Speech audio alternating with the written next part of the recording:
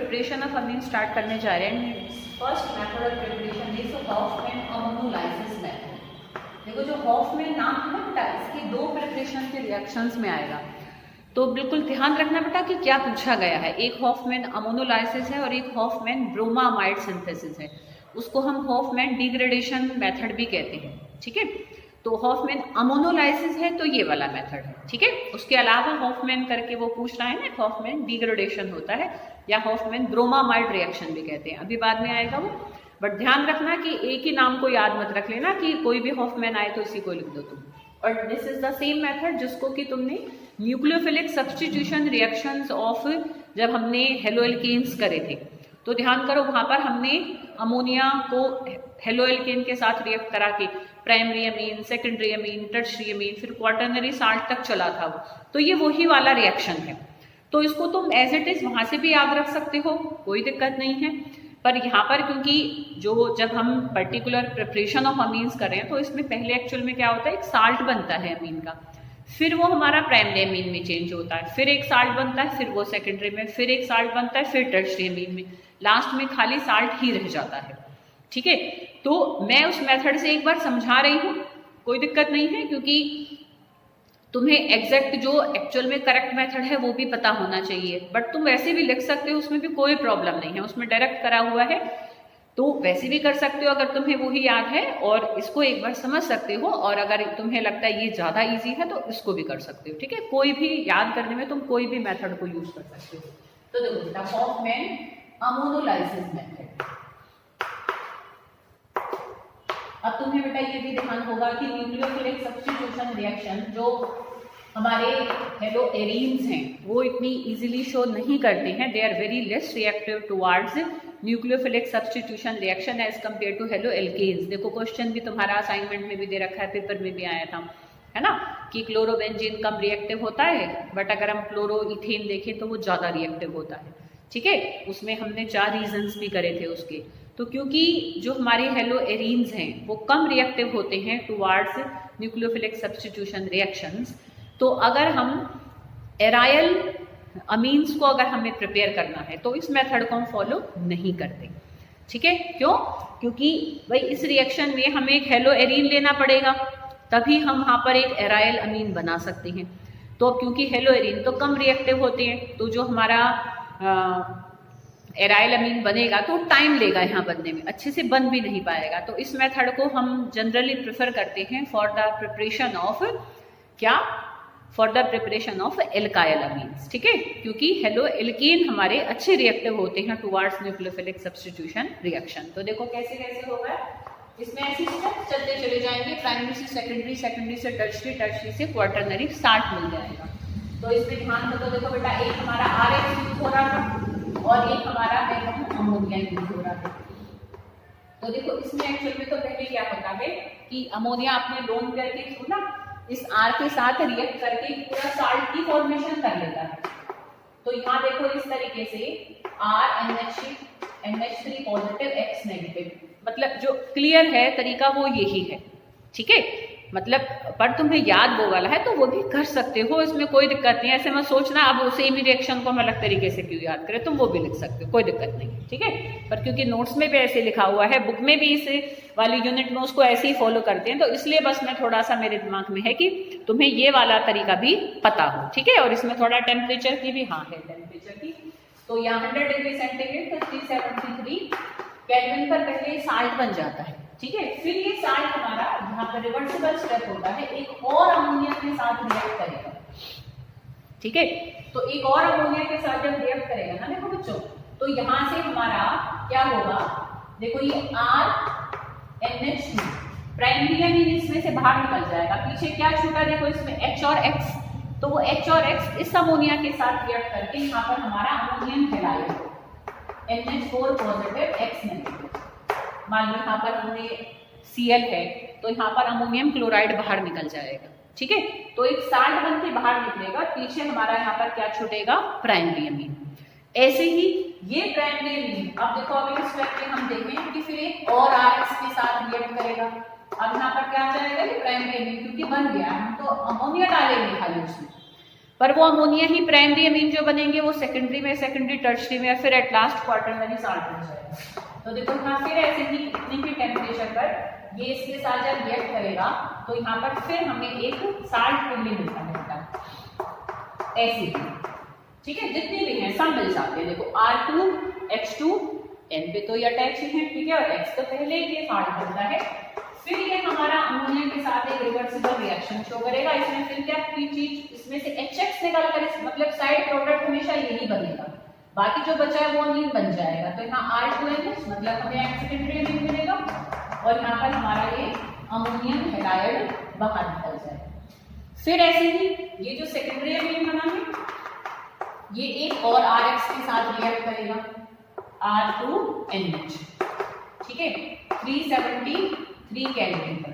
तो यहाँ पर क्या बन जाएगा, R3NH X- साल्ट बनेगा, ठीक है, बिल्कुल जैसे ऊपर चल रहा है। फिर ये अमोनियम के साथ एक और रिएक्ट करके फिर ये ही बाहर निकलेगा अमोनियम क्लोराइड। यहाँ पीछे क्या छूटेगा, R3N, और यहाँ पर हमारा फिर अमोनियम हैलाइड भी बाहर निकलेगा।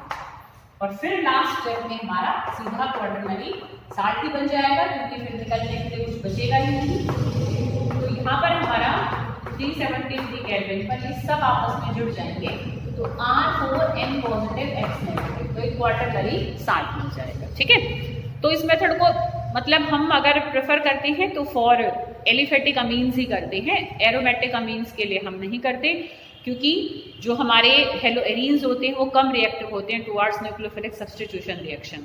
अच्छा, अमीन्स के लिए भी बहुत ज़्यादा इसको हम प्रेफर नहीं करते, मैं बताऊं, क्योंकि मिक्सचर ऑफ अमीन्स बनते हैं, प्राइमरी भी बन रहा है, सेकेंडरी भी बन रहा है, टर्शरी भी बन रहा है, फिर उनको सेपरेट करने में टाइम लगता है ना, डिस्टिलेशन प्रोसेस को अप्लाई करना पड़ता है।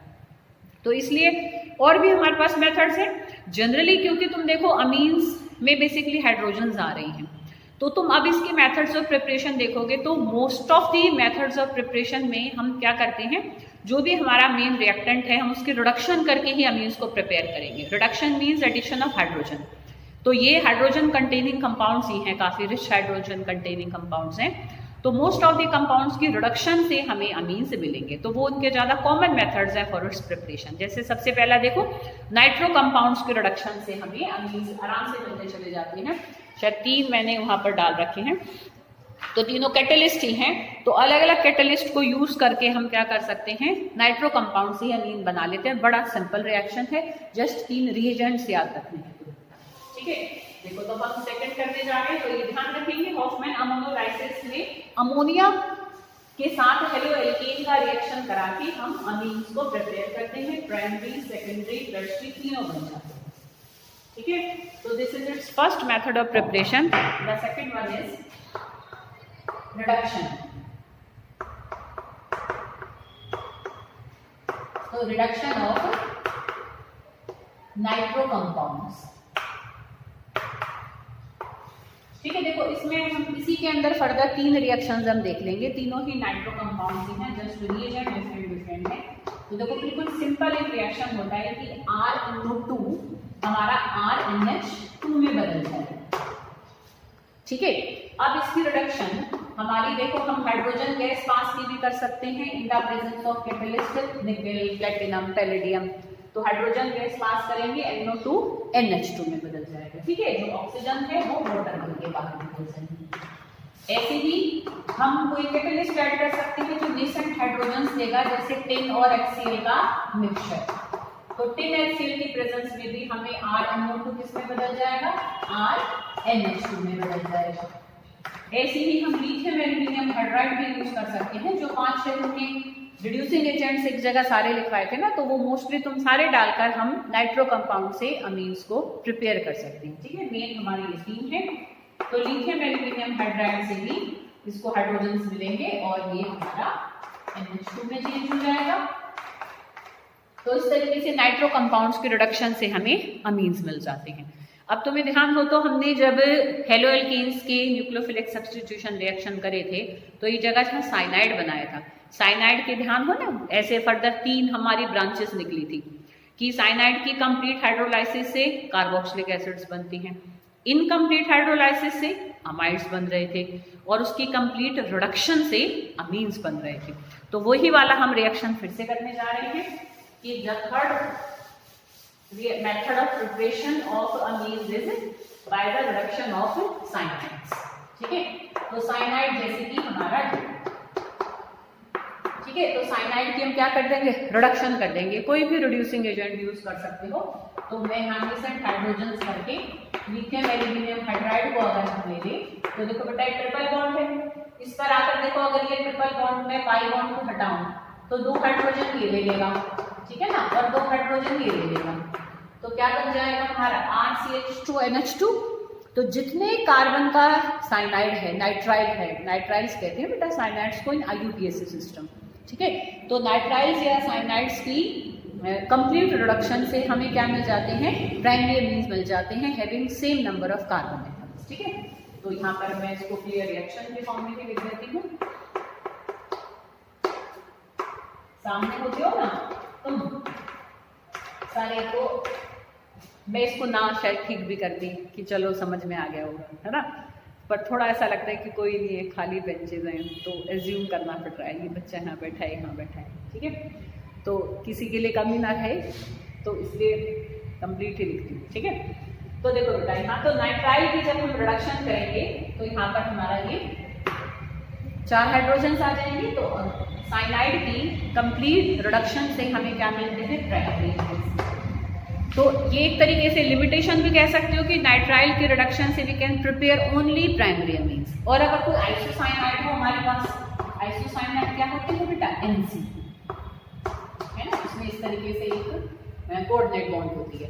अगर हम इसकी कंप्लीट रिडक्शन करें तो देखो ये दोनों बॉन्ड हटकर अगर एक खाली सिग्मा बॉन्ड रहे तो नाइट्रोजन को तो अब एक ही बॉन्ड चाहिए, तो इसको 3 बॉन्ड बनाने पर हर कार्बन को फिर 3 और चाहिए। तो यहाँ पर हमें क्या मिलेगा, आइसोसाइनाइड की कंप्लीट रिडक्शन से हमें मिलते हैं सेकेंडरी अमीन्स। ठीक है, तो ये इसकी तुम लिमिटेशन कह सकते हो कि सेकेंडरी अमीन की रिडक्शन से हमें क्या प्राप्त कर सकते हैं, we can prepare only secondary amines. ठीक है, और साइनाइड्स की रिडक्शन से हम बना सकते हैं ओनली प्राइमरी अमीन्स। ठीक है, तो टर्शरी अमीन हम साइनाइड या आइसोसाइनाइड किसी की भी रिडक्शन से नहीं प्रिपेयर कर सकते। ठीक है, तो इसे प्राइमरी और सेकेंडरी ही बना सकते हैं। तो next one is reduction of amides. ठीक है, तो अमाइड की रिडक्शन से देखो हम अमीन्स को बनाना एकदम सिंपल है। अमाइड हमारे देखो क्या होते हैं, ध्यान हो तो क्योंकि अब हम कार्बोक्सिलिक एसिड कर चुके हैं, एसिड के डेरिवेटिव भी तुम कर चुके हो, तो RCONH है ना, COOH में OH हटाकर NH2 आ जाता है, तो दैट इज अमाइड। तो अमाइड की भी अगर हम रिडक्शन करें बेटा तो जस्ट जो CO ग्रुप है ना वो हमारा CH2 ग्रुप में चेंज हो जाएगा, सिंपल है। ठीक है, तो RCH2NH2 और जो ऑक्सीजन है वो वाटर रंग के बाहर निकल जाएगा। तो ये प्राइमरी अमाइड है और प्राइमरी अमाइड से हमें क्या मिलेगा, प्राइमरी अमीन मिल जाएगा। अब देखो जैसे बेटा प्राइमरी अमाइड होता है वैसे सेकेंडरी अमाइड भी होता है, टर्शरी अमाइड भी होता है। सेकेंडरी अमाइड में एक इस H की जगह हमारा एक H की जगह एक R आ जाएगा, तो सेकेंडरी अमाइड की अगर मैं रिडक्शन करूंगी तो हमें सेकेंडरी अमीन मिल जाएंगे, क्योंकि यहाँ जो है वो ऐसे का ऐसा वहां जाएगा, बस CO ग्रुप हमारा CH2 में चेंज होगा। तो प्राइमरी अमाइड से प्राइमरी अमीन मिलेंगे, सेकेंडरी अमाइड से सेकेंडरी अमीन मिलेंगे और टर्शरी अमाइड से हमें टर्शरी अमीन मिलेंगे, क्योंकि उसमें तो एक और R रिप्लेस हो जाएगा H से। ठीक है, नहीं H रिप्लेस हो जाएगा R से, है ना। तो इसमें अगर हमारे पास यहाँ टर्शरी सेकेंडरी अमाइड है तो सेकेंडरी अमीन मिलेंगे, टर्शरी अमाइड है तो टर्शरी अमीन मिलेंगे। यहाँ रिएजेंट लिखना, तो रिएजेंट लिखना ऐसे मत भूलना, that is any common reducing agent. ठीक है, तो यहाँ पर हमारा जस्ट CO की जगह हमारा क्या आ जाएगा, CO की जगह CH2 आ जाएगा। ठीक है, और जो ऑक्सीजन है CO ग्रुप का वो हमारा वाटर बन के बाहर निकल जाएगा। तो अगर ये सिंपल रिएक्शन कि प्राइमरी अमाइड से प्राइमरी अमीन, सेकेंडरी से सेकेंडरी, टर्शरी अमाइड से टर्शरी अमीन्स बन जाएंगे। ठीक है, सेकेंडरी अमाइड से सेकेंडरी अमीन्स बन जाएंगे। क्लियर बेटा, तो this is the method of preparation from amide of amines. अब जो बेटा नेक्स्ट जो 2 मेथड है ना, वो बहुत बार आए हुए हैं बेटा तुम्हारे बोर्ड में, नेम से ही आए हुए हैं। जो अभी मैं तुम्हें हॉफमैन का एक बताने जा रही थी, दैट इज हॉफमैन ब्रोमामाइड या Hofmann ammonolysis, sorry Hofmann degradation method, ठीक है, या हॉफमैन ब्रोमामाइड डिग्रेडेशन भी कह देते हैं, या हॉफमैन डिग्रेडेशन या हॉफमैन ब्रोमामाइड रिएक्शन भी कहते हैं, ठीक है। ब्रोमामाइड मतलब इसमें एक तो अमाइड यूज होता है। अब तुम देखो ये भी अमाइड से ही बना थे अमीन, पर यहाँ पर क्या था, जितने कार्बन का अमाइड था उतने कार्बन का ही अमीन बना था। पर हॉफमैन डिग्रेडेशन मेथड में क्या होता है, वो भी अमाइड से अमीन ही बनाते हैं, पर डिग्रेडेशन मतलब कमी हुई, तो जितने कार्बन का हमारा अमाइड होता है ना, उससे एक कार्बन कम का अमीन बनेगा। यहाँ डिग्रेडेशन मतलब छोटा हो जाएगा वो, ठीक है। हॉफमैन ब्रोमामाइड मतलब एक अमाइड हम इसमें लेंगे और ब्रोमीन भी लेंगे, तो हम अमाइड लेते हैं, ब्रोमीन लेते हैं इन प्रेजेंस ऑफ एल्कली, जैसे KOH डालेंगे, तो हमारा जो CO ग्रुप होता है ना, अमाइड में CO होता है, वो हमारा पोटेशियम कार्बोनेट बन के बाहर निकलेगा, तो एक कार्बन कम वाला हमें अमीन मिलेगा, इसलिए इसको डिग्रेडेशन कहते हैं। और ब्रोमामाइड इसलिए कहते हैं क्योंकि ब्रोमीन और अमाइड इसमें हम यूज करते हैं, ठीक है। तो नाउ वी आर डूइंग ये कौन सा नंबर बनेगा, चलो जो भी है, but it is a very important method of preparation of amines, ठीक है। कन्वर्जन्स में भी बेटा बड़ा यूज हो रहा है। तो जैसे कि RCONH, ठीक है, कौन सा करने जा रहे हैं, हॉफमैन डिग्रेडेशन रिएक्शन, ठीक है। इसमें हम क्या डालेंगे, ब्रोमीन डालेंगे, और इसमें क्या डालेंगे, KOH डालेंगे, ठीक है। तो ये जो CO है ना बेटा, वो हमारा पोटेशियम के साथ मिलकर K2CO3 बन के बाहर निकलेगा, ये R और ये NH2 आपस में जुड़ जाएंगे, समझ रहे हो। तो ये C हमारा एक कार्बन, ये CO वाला हमारा कम हो जाएगा, जो अमीन हम बनाने जा रहे हैं इसमें। तो यहाँ पर इस तरीके से अमाइड से हमें अमीन मिलेगा, but having one lesser carbon atom. जो CO ग्रुप है वो हमारा पोटेशियम कार्बोनेट बन के बाहर निकल जाएगा, ठीक है। और जो Br है वो भी हमारा KBr बन के बाहर निकल जाएगा। अब क्योंकि यहाँ 2 है तो इधर 2 करेंगे, तो यहाँ 4 हो गए, तो यहाँ पर हम 4 कर देंगे, ठीक है। और देखो हम 4 को जस्टिफाई कर सकते हैं क्या यहाँ पर क्योंकि 4 हमारे फिर ऑक्सीजन आ रहे हैं, हाँ, तो फिर हमारी वाटर और निकल जाएंगे, है ना। ये कैसे आ गया हमारा, देखो एक ऑक्सीजन इसमें आ चुका है, एक ऑक्सीजन यहाँ बचेगा, हाँ, तो 2H2 और, ठीक है। तो this is Hofmann degradation method for preparation of amines, ठीक है।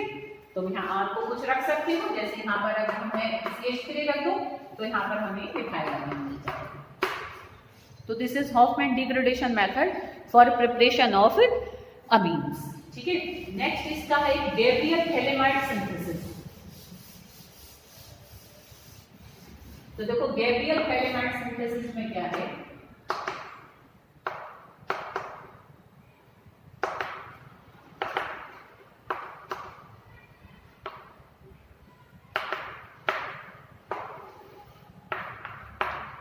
गैब्रियल थैलेमाइड सिंथेसिस में ना, देखो बेटा यहाँ पर हम एक कंपाउंड लेते हैं, तो मैं ध्यान दो बेटा, कार्बोक्सिलिक एसिड में ऐसे बताया था कि थैलिक एसिड क्या होती है, कि जब बेंजीन के ऊपर 2 COH ग्रुप ऑर्थो पोजीशंस पर अटैच होते हैं, तो दैट इज थैलिक एसिड।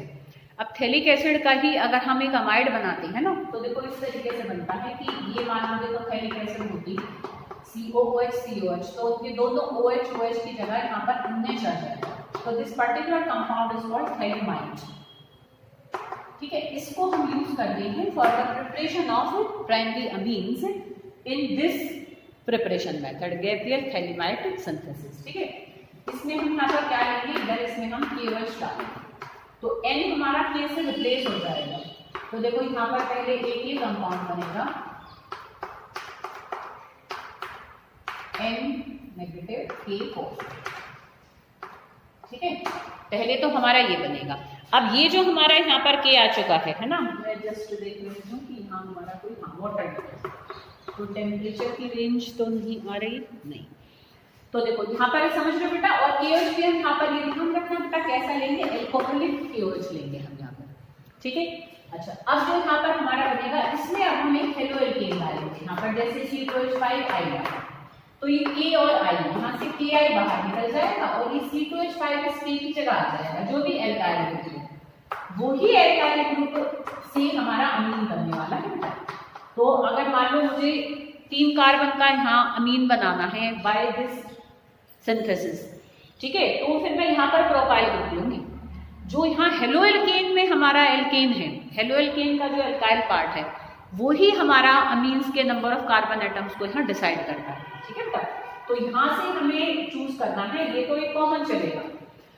अमीन कौन सा हमें बनाना है जो पूछा जाएगा उस हिसाब से ही, अगर मान लो प्रोपाइल अमीन है तो यहाँ 3 कार्बन का लेंगे, ब्यूटाइल अमीन है तो यहाँ 4 कार्बन का लेंगे, ठीक है। तो यहाँ पर हमारा K रिप्लेस हो जाएगा किससे, जो भी एल्काइल ग्रुप हमने यहाँ पर अपने हेलो एल्केन पे लिया, ठीक है। अब यहाँ पर हम इसकी करेंगे हाइड्रोलाइसिस। हाइड्रोलाइसिस से देखो बेटा क्या होगा, देखो 2H2 है तो ये तो OH और OH ले लेंगे, ठीक है। तो जब OH OH ले लेंगे तो देखो ये कौन सा कंपाउंड बन गया, COOH COOH। कौन सा बना, देखो कुछ ने पहचान लिया होगा, ठीक है। जिन्होंने भी इसको सही पहचाना कि इट इज थैलिक एसिड उनके लिए वेरी गुड, ठीक है।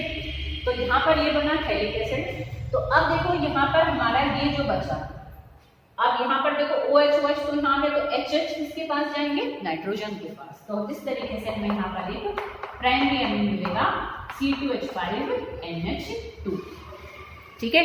तो this is it's next method of preparation. Main हमारे हो चुके हैं प्रिपरेशन के मेथड, और ऐसे जनरल से हैं थोड़े से, तो उनको भी चलो मैं जल्दी जल्दी से बता देती हूँ। तो this is Gabriel phthalimide synthesis. Next है अब हमारा जो ज़्यादा लैब में बन नहीं पा रही थी, इतना ज़्यादा रिफ्लेक्शन आ रहा था, सब अरेंजमेंट करके देख लिया, तो फिर एट लास्ट अभी मैं 11th क्लास में यहाँ पे बना रही हूँ। तो अब नेक्स्ट है हमारा रिडक्शन ऑफ ऑक्साइड्स।